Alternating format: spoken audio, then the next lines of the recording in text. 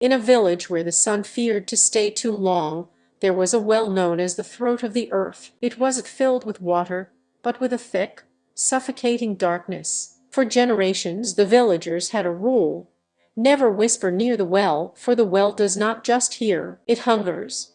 Ilias, a man driven by a cold, dark curiosity, decided to break the rule. He didn't just whisper. He lowered a long rope with a camera and a high-powered lantern into the depths. He wanted to see what lay at the bottom of the world. The descent began.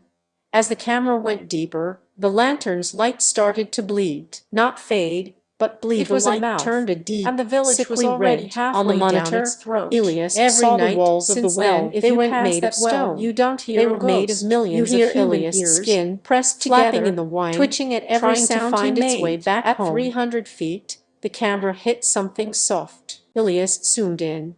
It was a pile of children's shoes, perfectly preserved, but they were all moving as if invisible feet were still walking in them. Suddenly, the monitor went static. A sound erupted from the speakers, not a scream, but the sound of Ilias' own voice recorded from the future. The voice on the speaker said, "Don't pull the rope back. Please, for the love of God, leave me down here." Terrified, Ilias began to winch the rope back up as fast as he could. The rope felt heavier with every turn. Something was climbing, something that didn't use hands. When the end of the rope finally reached the surface, there was no camera. Instead, there was a mirror tied to the hook. Ilias looked into it. He didn't see his reflection. He saw his own internal organs, his heart beating rapidly, his lungs gasping for air, but his skin was missing. He felt a sudden, icy draft behind him. He turned around and saw himself, the Ilias from the monitor, skinless and raw, holding the camera he had just lowered. The skinless Ilias whispered in a voice that sounded like grinding teeth, "It's my turn to watch. It's your turn to listen."